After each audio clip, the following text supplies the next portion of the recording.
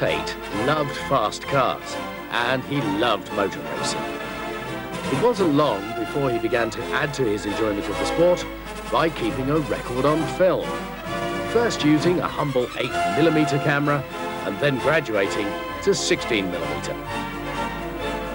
Tate was born in 1923 into the family which controlled Britain's premier sugar refining business, Tate & Lyle, and which, through its patronage of the arts, had given the nation the Tate Gallery. In World War II, Tate flew Spitfires in the RAF, and it was there that a friendship was born with fellow pilot Mike Oliver. With peace restored, Oliver and another former RAF pilot, Rodney Clark, a qualified automotive engineer, joined forces with Kenneth McAlpine of the civil engineering and construction family to found a sports car company, later to be called Connaught. So it was through his friendship with Oliver that Tate became so close to motor racing. For the next 20 years or so, he lived through and recorded the greatest period of change that British motorsport was ever to pass through. A period which saw motor racing in Britain change from a purely amateur pastime for rich playboys to a huge, high-tech industry in which Britain now leads the world. A period which saw the emergence of Britain's first true factory teams, Jaguar, Aston Martin and others. The re-emergence and swift departure of the might of Germany in the shape of the Mercedes motor racing machine was an interlude which allowed Stirling Moss to become the first Briton to win the British Grand Prix. The period saw the development of British racing teams able to take on and beat the legendary Italian marques of Ferrari, Alfa Romeo, Maserati and Lancia.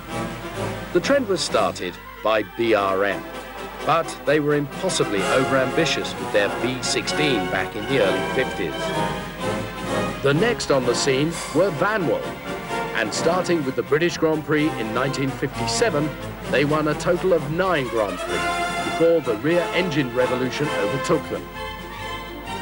This revolution was led by Cooper, and they were followed by Lotus, BRM and Brabham.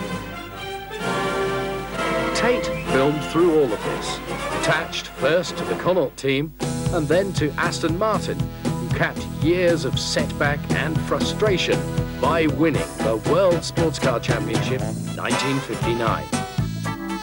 In Grand Prix racing, Tate filmed alongside the man who, perhaps more than any other, epitomizes those years of change.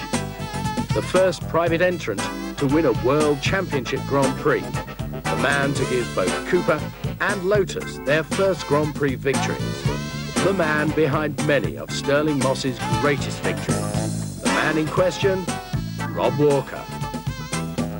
And Tate was still rolling his camera in the 70s, by which time Grand Prix racing had become the professional, highly sponsored sport it is today. Tate died in 1989, aged only 66. This, then, is his entirely personal record of motor racing. His diary was read by his son Christopher.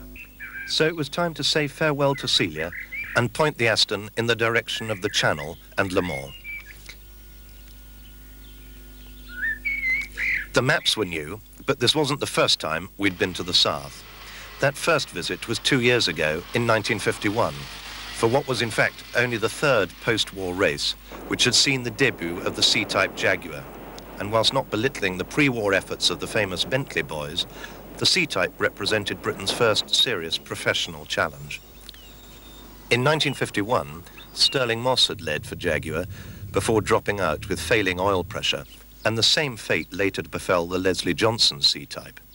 Nevertheless, the two Peters, Messrs. Whitehead and Walker, had survived the onslaught of the Ferraris, the Cunninghams and the Talbots to give Jaguar a famous victory.